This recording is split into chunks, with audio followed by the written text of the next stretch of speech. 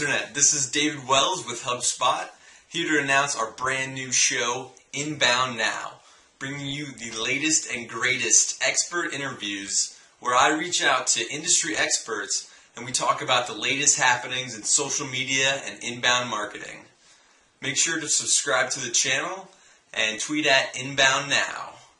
This is the first interview that I did with Jason Keath, founder of Social Fresh. I hope you enjoy it. And if you have any comments, questions, please leave them in the comments section below or tweet at Inbound Now.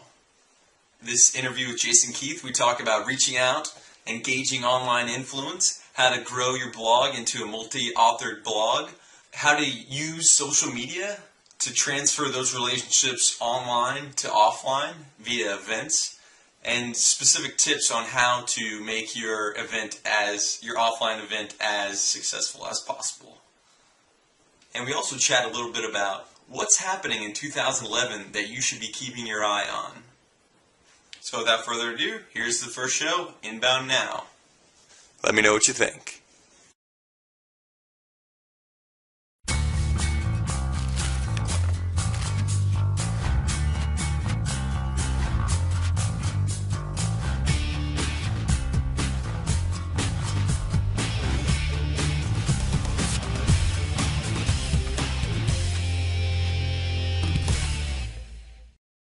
So today on the show we have Jason Keath. Jason is the founder of Social Fresh, a social media education company that runs a series of conferences around the U.S. And he works as a social media consultant focusing on overall social media strategy and influencer outreach. And today we're going to be talking about gauging influence online, how to use social media for if you're running an event, and also we're going to look into maybe some trends that are coming up in the upcoming year. So without further ado, Jason, thanks for coming on the show. Thanks for having me, David. No problem, no problem. So your office is looking sharp over there. Yeah. I mean, working from home today, that's one of the perks working at HubSpot. So it's a great thing. So all right.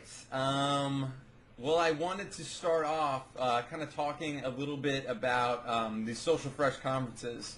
I've been to a couple of them. They're a great event, kind of geared at educating businesses on social media marketing best practices, and you pull in some pretty big named speakers. So what kind of made you start Social Fresh? Yeah, I mean, the genesis of the first event, which happened last year, 2009, in August in Charlotte, where I used to live, it was an opportunity. It was a big opportunity, meeting kind of a new way of thinking about social media for me. I was still a consultant, which I actually don't consult anymore, and I was transitioning from trying to get clients and just getting by as a consultant, and really trying to find my way through helping people with social media, to thinking about it on a broader scale, and talking to more people that were doing it for large-scale enterprise companies and seeing kind of the industry challenges rather than just trying to get by as a consultant. And with that kind of new perspective I was putting myself into, the idea of a conference just seemed to work. And it was a big need. It was a big, as they say, pain point, especially in the Southeast. There were no conferences in the Southeast that had to do with social media. There were no conferences really at that point nationally that were talking about social media for the marketing perspective, which is where I was coming from, for marketers and the business use case. So there was a gap to fill. I put the idea out there to a couple people, and people were just really energetic about it.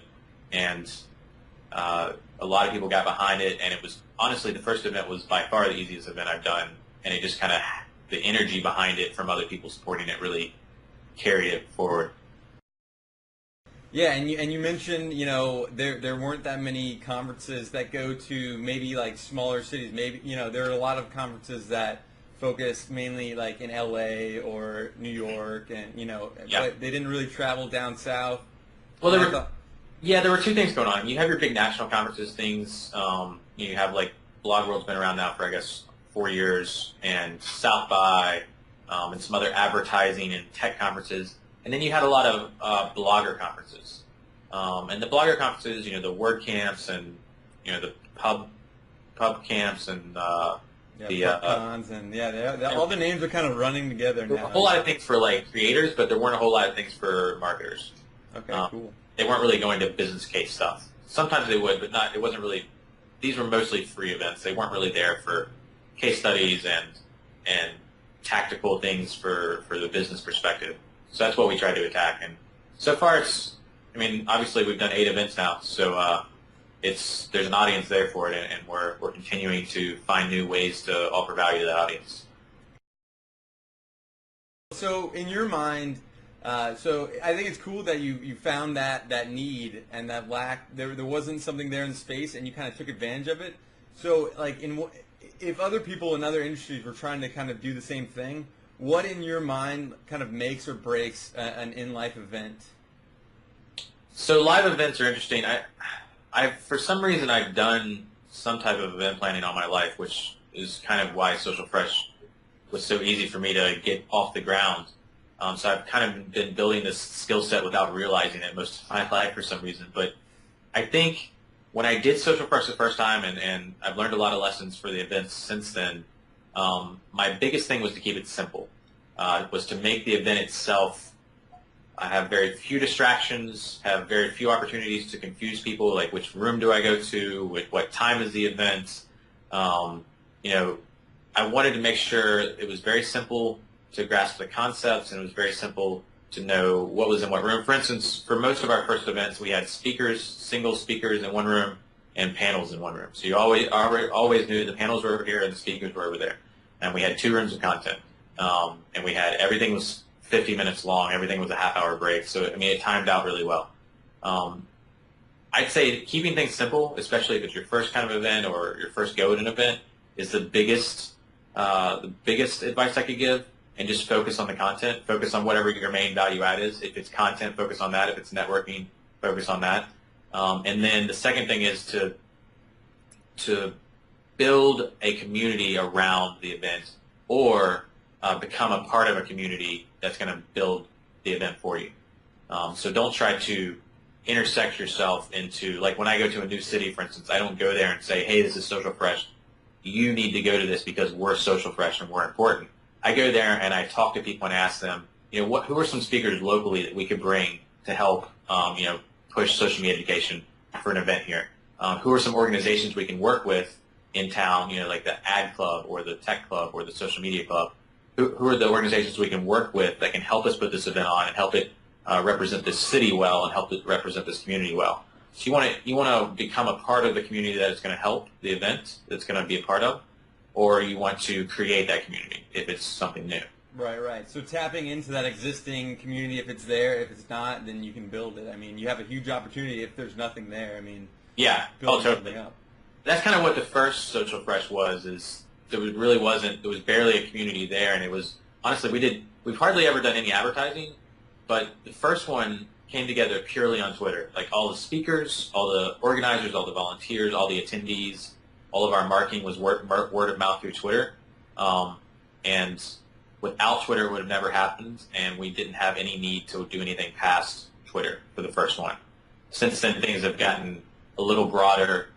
We've gotten a little more complex with our marketing, but for the most part, it's still a backbone to what we do. Right. And I thought one of the cool things at Social Fresh Tampa, you kind of kicked it off right, where you said, this event is for you. Like the speakers, they're gonna be sharing awesome content, but it's really, really important that you meet as many people as you can and network there. All this social media stuff's happening online, but if you can transfer that offline, I think there's a lot of value in that. Yeah, people, some people don't go to a lot of offline events. Some people just go to conferences to get away from the office, to be completely honest. But there's a huge value in just the one-on-one, in-person interaction. And something we built in, a lot of our conferences, we built in half-hour breaks between almost every session. We don't do that anymore, but we still build in 2 or 3 large breaks during the day. Because I'm a firm believer that one of the reasons you should be going to an offline conference is because of the one-on-one conversations that happen. You can watch the same sessions online and still learn from them, but the conversations that it inspires right after the session when you talk to your peers, the things that you learn in those conversations, I think, are more powerful than what you think you learned during the session. When you start to talk about them with other people, and when you are able to talk about them immediately with industry peers, I think that's a great learning situation, and that's something I've believed since the first conference, and it seems to work well. Totally. So from your experience, building these 8 conferences around the U.S., pulling in all these speakers, you built up a pretty large network of social media enthusiasts, business people, and thought leaders, which are authors, contributors to the Social Fresh blog, and it's growing at a pretty rapid rate, and you're churning out some great content there. Would you have any tips for the people out there how to kind of encourage people to want to guest blog and kind of help you build the content?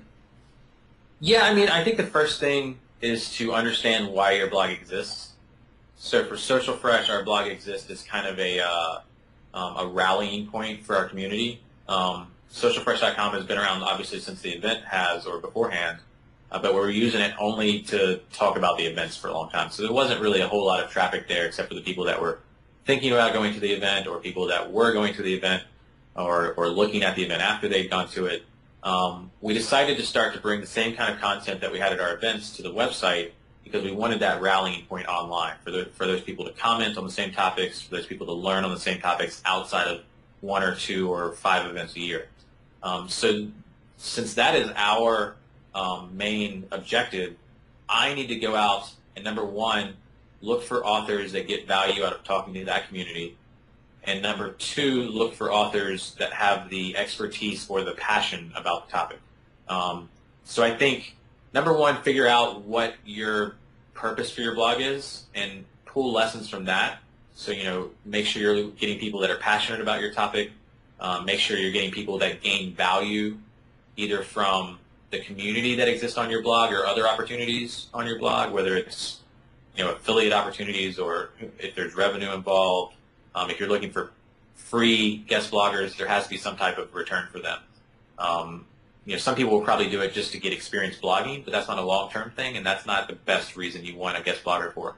You want a guest blogger that is as invested in your community as you are, and that is getting value back from being in front of that community.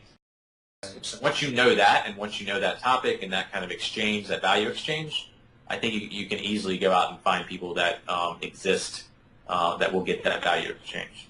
Right, and I think another thing is, make it as easy as possible, Yes. Yeah. That's something we've learned in Social Fresh. I mean, there's all kinds of plugins and things you can get in the back end, but at the end of the day, I mean, for a lot of our blog posts, I find the images. I go in and do formatting for people. Sometimes, people that do blogs, that do articles on our blog a lot, they know the routine and they do a lot of it themselves. But if you're the first time person coming to guest blog for Social Fresh, I'll typically go in and clean it up a lot and give you some guidance and let you know how our style sheet works and get the right kind of image and kind of help them along. If it's not easy for someone to do it, then it's going to be a big roadblock for them to help you. And if they're already time crunched, which most of us are, that just might be enough for them not to complete the blog post. So you want to eliminate any barrier. Give them their own WordPress login. Get some plugins in there that make it really easy for them to get around and get things going smoothly, and give them constant reminders and feedback and thank yous, and you'll be good. Because, at the end of the day, most guest authors, you're not paying them, so, you got to make it worth their while. And, again, time, like you said, time is very, very valuable to people. So. Yeah. And thank yous. I mean, we do little things on Social Fresh, like whenever I tweet out from the Social Fresh blog another person's article, I try to say by that person's Twitter handle to give them a little credit on Twitter.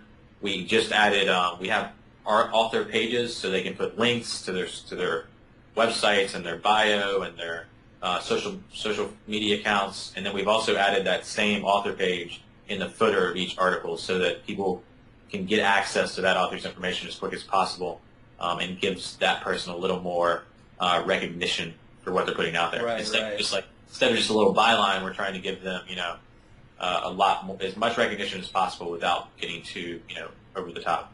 And I would also say, putting a call to action, right for us, letting people know that you're looking for guest, posters. That's one of the biggest things that, people, I wish someone would help me with, that'll get people, that'll pull them in. They don't know that you want content, everyone does, but you got to let them know. We've got a forum on socialfresh.com for people that want to guest blog for us, and it's kind of hidden. We don't make it a call to action yet because, honestly, we couldn't handle a whole lot of people filling out that form right now. Right. Or our about page. But we get maybe 1 or 2 a week that fill it out, and come Q1, we're going to be responding to most of those people and putting them through our editorial process. So you're right. If you put it out there, people will volunteer, All right, so what do you have planned for the future of Social Fresh? Well, I mean, it's definitely evolving. One of the things is we're going to, with socialfresh.com, we're focusing less and less on just the events, just the in-person events, and we want to build out a large ecosystem of resources and training for people that are trying to learn social media for marketing. So we've got 2 new websites coming in 2011 and potentially 2 new events. One of them will be a blogging event and a kind of a blogging version with of a Social Fresh. So like a Social Fresh, but purely on the niche of blogging for business. And the other one we haven't announced yet and probably won't announce until January. The 2 new websites are going to be, one is a social media directory. So it's going to list social media agencies, like PR agencies, ad agencies, little niche shops that do social media consultants, and social media vendors. And that's the largest category. It will include anything from email companies like HubSpot, to Compendium, which is a blogging company, to Radiant 6 and all kinds of monitoring companies.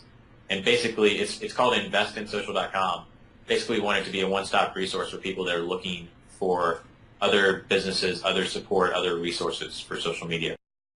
How are you vetting that list? Because there's 20,000 social media experts, on Well, Twitter. anyone's free to sign up. If we see something that's obviously suspect, or we get a flag on it that says it's not really legit, we'll delete stuff. We have full editorial capabilities, but it's free to post, free to look on the site, free to search. So we encourage all those people to sign up. The one thing that we'll vet it a little bit from the start is that it'll be listed by completeness of profile, and the profile is pretty robust. So if you don't have a lot of experience and a lot of contact information and things like that to list on it, then you won't be showing up very high in the directory. Okay. So that in itself will be good. Okay, cool. As we go down the line, we're considering adding in ratings and reviews. It's not going to be there on launch day, but it will, especially for the vendors, it'll be there soon. I'm not sure about the agencies and the consultants because that could get kind of like a battle, but we definitely want to find a way to make it as filtered as possible and as easy as possible for people to find the resources and the companies they want to work with. All right, cool. Well, we'll definitely keep an eye out for that. So Yeah, I wanted to switch gears a little bit, and so on your blog, Social Fresh, you blog a lot about online social influence, and kind of how to gauge that, and how to kind of interact with those people. So who in your mind is a major influencer online? Ooh, I mean, I'd say like Chris Brogan, Right. Scott Stratton, Jay Bear. I mean, those are people that I consider influencers that are maybe in my ecosystem, maybe in the social media ecosystem. Outside of that, I think there's plenty of actors and athletes that are influencers. There's a lot of YouTubers I think are huge influencers. There's people that are watching their videos every day. Some of these people have millions of subscribers. They have subscriber numbers that are higher than some primetime TV shows, just for sheer size of audience and the amount of people that they can get to click on a link sometimes to win some type of voting contest. There's tons of influence in those really higher echelon YouTubers that are doing videos every day. Right. A lot of them are getting sponsors too. So I mean, the people that are top on the list on YouTube are making 6 figures. So right. A lot of things going on. There's a lot of eyeballs on what they're doing, and where there's eyeballs, there's money. So have you seen a company out there that's really taking this idea of we need to listen in and identify influencers and then engage with them in a non-business spammy way, and actually leveraging their online communities and influence to kind of build their brand? So when I talk about influence, I think the answer is yes. There's tons of companies doing it. Tons of Fortune 500 companies, a lot of consumer companies. And it's been going on for a while. When you talk about blogger outreach, that's looking for influencers. You're not going to reach out to the bloggers that have no audience and no capability to get people to do anything, right? You're going to look for the bloggers that have the largest audience, that have the most passionate audience, that have the audience that will do what they want to do. Some of these influencers aren't even bloggers necessarily. Maybe they just have an email list. There's people in niche categories that have huge email lists and do like email newsletters that can really move people to action. I think a lot of big brands are looking at paid blogger outreach as well. A lot of the big companies are doing paid blogger outreach. The most notable would be Walmart starting the Walmart Moms thing, over, I think it's almost 2 years now when they started that, and they're on their second iteration of it, where they compensate mommy bloggers, I know people hate that term, but women bloggers, to participate in a program that supports their brand. And that includes blogging about things that they don't have editorial control over it, but they blog about things that Walmart is doing, issues that Walmart wants to talk about, things that are relevant to the Walmart community. And that kind of program is echoed in a lot of large brands today. And it's expanding past just blogging. It's expanding to people that are on YouTube, people that are on Twitter and Facebook. And, when you're looking for these people to do outreach for you, when you're looking for consumers to do outreach for you, even if you're a small business, you're going to look for the person that has the biggest opportunity to give you the biggest bang for your buck. You're looking for efficiency. You can't, if you're a company that's anything higher than 100 employees, you likely can't reach out to every single customer and cultivate a very good one-on-one relationship. So you cultivate those really close relationships with your best customers, the ones that talk about you the most to the most people. So there's all kinds of tools. Clout is driving the conversation a lot today. Right. I want to talk with you about Clout. So that's one of the metrics that companies are using. What other kind of metrics would you say that they look at how many followers they have, how many blog subscribers, and then Clout's interesting because it kind of aggregates all that into one score. It does a little bit. Clout misses things. So, for instance, there's a company being started in New York in January called BlogDash that's focusing on finding bloggers based on their niche topic, and they aggregate all kinds of metrics, probably more than Clout. They include Clout Score, Twitter followers, Facebook followers, blog subscribers, blog traffic. They try to include all these metrics in one place so you can find bloggers under a certain topic and then with as many metrics as possible to give you some insight there. Clout right now is focused on the ability to cause people to react to what you do on Twitter and Facebook. And they're going to expand that to other social networks and possibly to blog traffic and blog commenting and things like that. And there's a lot of little tools. What I see a lot of agencies doing these days, agencies that are in charge of going out and looking for these influencers on behalf of brands, is they'll make their own spreadsheets and they'll determine what they think is the best way. So they'll look at, if they have a blog, how many subscribers are there? What's their Alexa score? They'll look for metrics that they can include in the spreadsheet. They'll look for Twitter followers. They'll look for Facebook fans. They'll look for blog comments. If they have a blog, are people actually engaged on it? And if so, how much? Frequency. So how often do they post on the blog? How often are they on Twitter and Facebook? And Clout Score. And there's more metrics being added every day. I think things like that, that list I just ran off is probably a pretty common core to what most people are looking at. Web traffic, blog comments, Clout, Twitter, Facebook. I think that's kind of core. But then it comes down to, you really have to make decisions that are gut calls, that are human decisions. All these things are guides to human decisions. So, I know you. I know you're someone interested in nonprofits and helping them. I know you're kind of a tech geek and number geek, right? I know you're interested in Facebook and how it works a lot. So I probably, even though you have probably a decent Clout Score and decent numbers in a lot of these categories, I probably wouldn't go after you for a brand that's looking for a female audience, right? Because your interests do not align with that. If they're trying to sell baby food, you're not the best person for me to reach out to. So you also have to come down to those human decisions. It's not just about the numbers. Right. But the numbers are, and the numbers and metrics are kind of guiding them, kind of making it a little easier, speeding up the process. So it's not that manual spreadsheets. And so I think that's where it's kind of moving in towards the future. The company you just mentioned that's doing this, I'd be interested to see how well it actually works and how it kind of helps streamline that process. BlogDash is a very cool tool. They did some demos at Blog World. I would definitely check it out. They're doing private beta right now. And then I think Clout is going to continue to get better and better and add more metrics and more metrics. And the important thing for all of these is none of them are going to be perfect. None of them are going to do your job for you as a marketer, but they will give you an incredible advantage of filtering through the data. They'll give you that first step, that first piece of data, and really give you some intelligence in the human decision making, like I said, which is the most important part of it. So you had a chance.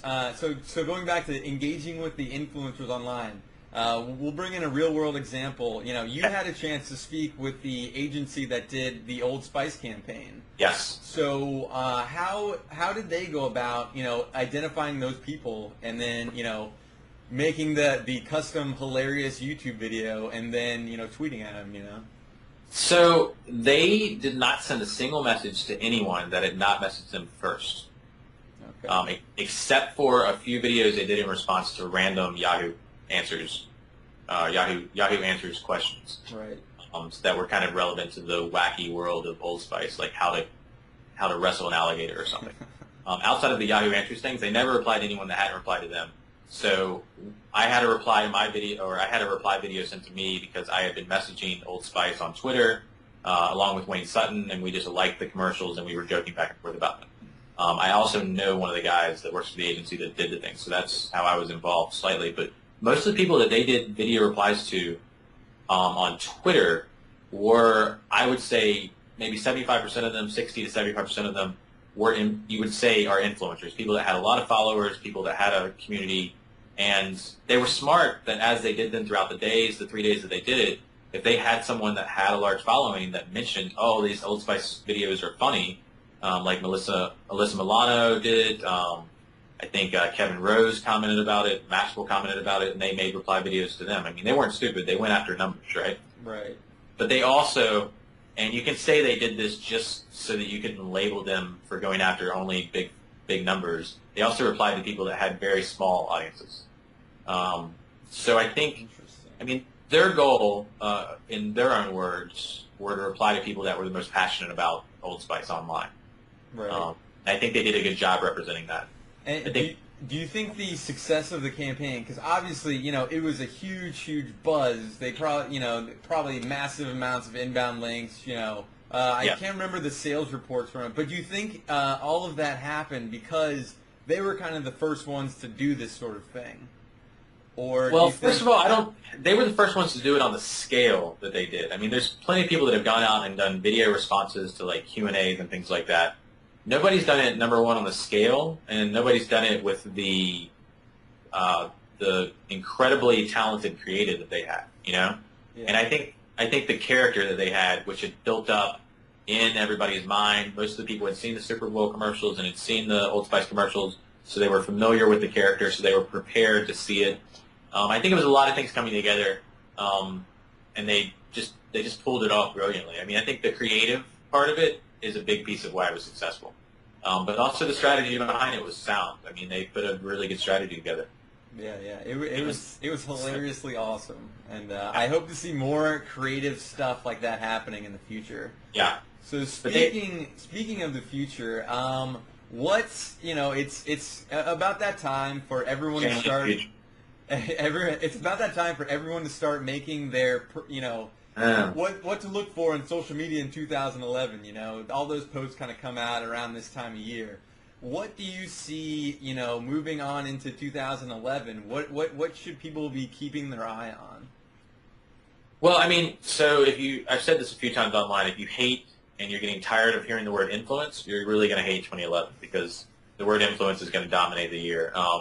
I think clout is a big part of that, but they're going to become one of many companies that are going to try to become kind of guides to agencies and brands and small businesses to aid them in finding people that can help them online, people that can be ambassadors for their brand.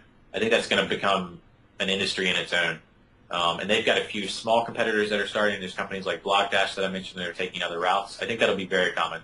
I think you're going to see more and more, and this is maybe more relevant to me. If you're in marketing or social media, you'll notice it. I don't know if consumers will, but agencies are on a big-time hiring spree right now, trying to get as much talent as possible in the social media space because all the brands are requesting social media on some scale. So it's a talent race right now, and all the agencies, all the big agencies, advertising, PR, are all hiring very high-level and very low-level talent. So you're actually going to have people coming out of college now, I think, targeting to work in social media, targeting to be a community manager, targeting to be a social media monitoring specialist. I think you're going to have these career paths emerge into social media this year for the first time. Community managers already started there. I think community manager is the first kind of clearly defined role that's emerging in the social media space as an industry, and more are going to follow in that footstep. And then lastly, I think location is still going to be very huge. As far as, Facebook's going to remain very large in our mindset. Facebook's still going to be a dominant force. But as far as things that are coming new that are going to be buzzworthy, at least for the first half of the year, I think Foursquare and Facebook and somehow Gowalla is still hanging on.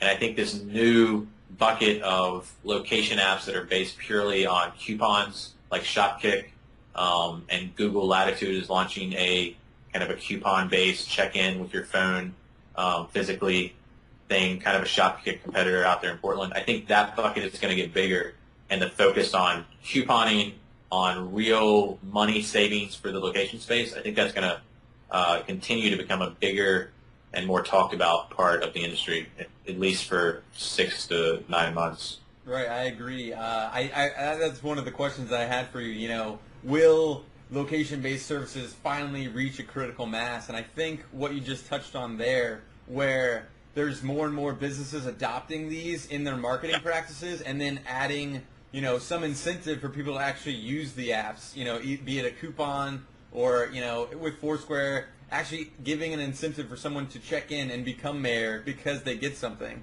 If they don't get anything, where's the value other than the social component and gaming component?